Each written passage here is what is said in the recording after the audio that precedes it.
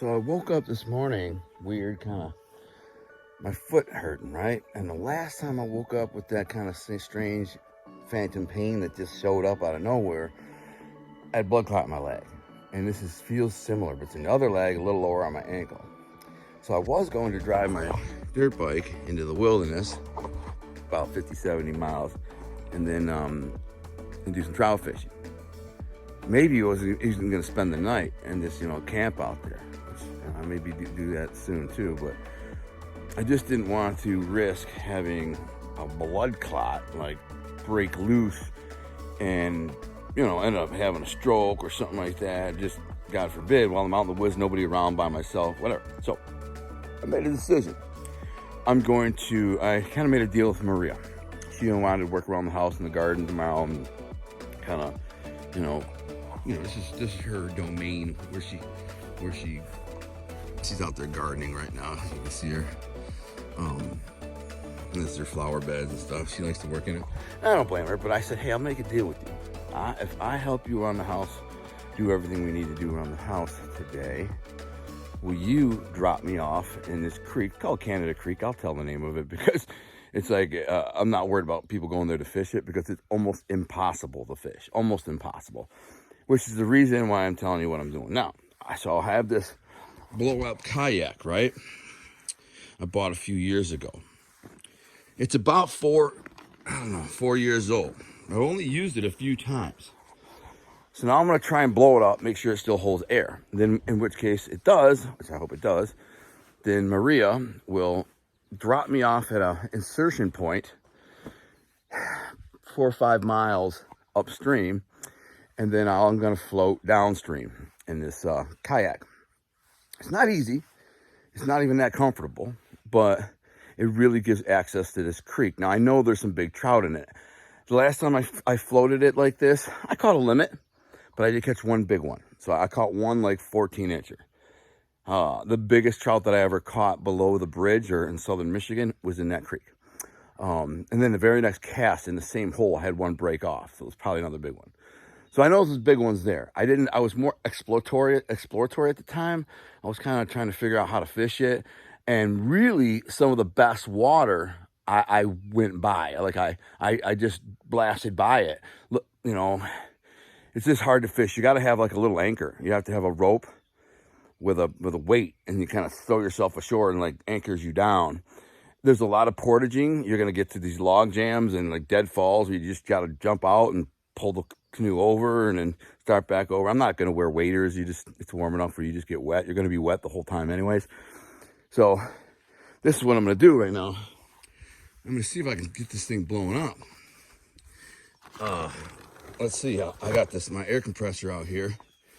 And give me a second. I'll set the camera up. Are you guys like me and just like airheaded? I can't remember where anything is, man. Like it took me 10 minutes. I have like at least 7 or 8 extension cords. I couldn't find one of them. They're all. I don't know what the. Eventually, I found one that was brand new. And I opened that one up, and then I realized what the other ones were. Plus, I have a tripod for the phone. I want to make a video. Can't find that anywhere. Last time I used it was when I was out trout fishing. On a little day mission on my motorcycle, but I can't find that anywhere.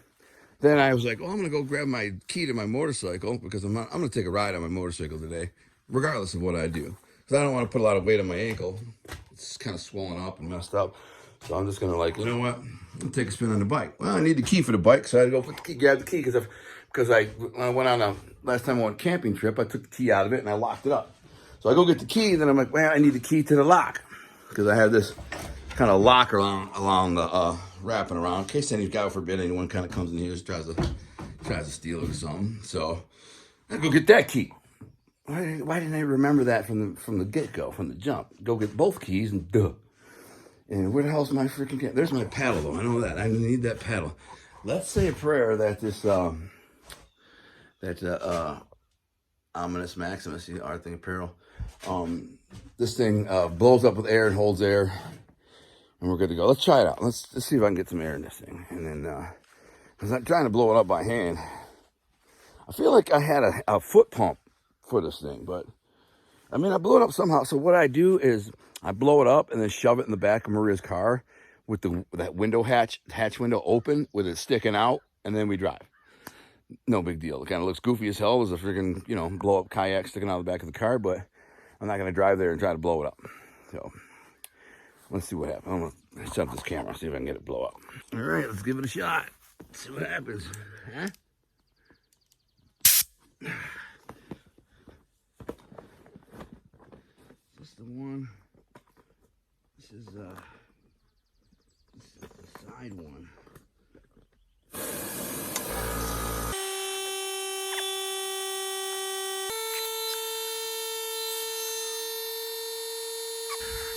Well, as it turns out, I have a pump, plug-in pump. In fact, I kind of remember this now. I actually plugged this into a converter, and then I plugged converter into my wife's car. So there's that.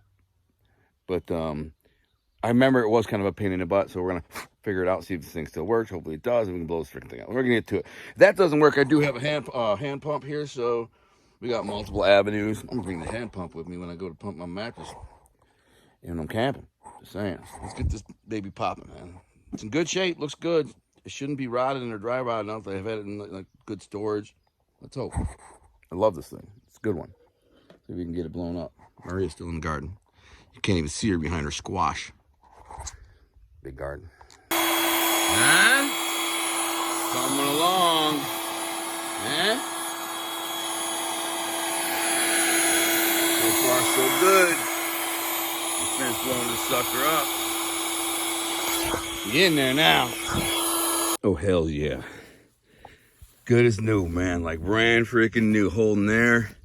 You don't want to get in it while it's not in the water, because my weight could like puncture it. But man, this thing hasn't been filled up in, I don't know, good 3 years. And I've used it a few times, and it worked great.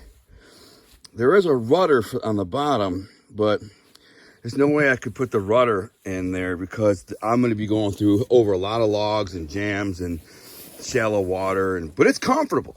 So I'll have my bait here, a couple of rods. Probably just have, I think I'm going to bring a spinner rod and a worm rod. And I'll sit back here with my paddle and just paddle along. And when I see a hole, I'll just pull over to the side, and probably what I'll do is just keep a little rope in there, a rope tied to like the back, and right there. And then when I want to pull off to the side and fish, last time I used a weight, I had like a 20-pound weight. I just threw it up on shore, and that kind of helped me too. But it also was kind of a pain in the ass when I was portaging, so I probably won't use that. The key is just to stop and get out of the water, and just kind of like pull the back of it up out of the water, stick it on the shore a little bit, and then just, fish a couple holes. There's a couple holes right here. You cast, catch a fish or don't, then get back in, boop, paddle line down the river. This thing's a lot of fun. I'm excited, man. I got it, dude. In fact, there's another river I'm going to go to that's way better trout fishing. I don't even know why I didn't think of this. Originally, I was thinking Canada Creek, which I fished last time, caught a big trout in, but I could actually go to Black River, where there's way more big fish, and it's super private. Like there's nowhere you can get into the river that's not privately owned. So the only real way to fish the river is to float it.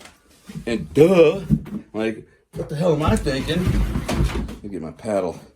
I mean, why would I go fish Canada Creek when I can hit Black River? And I met a woman in the store one day, and I don't know what brought up trout fishing, but she was like, "Oh, my husband and nephews, and they're all going trout fishing in the Black River." And I see her like a week later for opening day. She was saying, "I'm like, yeah, okay, sure, they're trout fishing me." I see her like a week later. I'm like, "How'd your husband and nephew and stuff do on the?" She pulled out her camera, her phone, shows me a picture of a bunch of big ass trout, man. They all got like 15, 16 inches, a bunch of them, like 10 of them. I'm like, where do they fish? They're like, they float it. Oh yeah, it's going down. I'm super excited. So Morgan's over there working in her garden over there. She's getting it in. and I'm gonna help her around the house today. Hope my foot feels better. It's feeling better already. I'm just concerned about a potential blood clot because the pain came out of nowhere. I did work out and do deadlifts yesterday, which is kind of, you're squatting, you're balancing yourself. I'm known to just like tweak stuff without noticing, without noting. I could easily just tweak something, rolled something, whatever, and then woke up today and like, what the hell? In the middle of the night, I got up to take a pee, my foot was hurting. The last time that happened, I had a blood clot in my leg. And so I'm just nervous. I don't want to drive freaking, 80, 90, 100 miles out into the wilderness on my dirt bike all alone, no signal in the middle of nowhere, and then freaking have a stroke or something, and it's game over. So I'd rather just say, you know what, honey, I'm going to help you around here.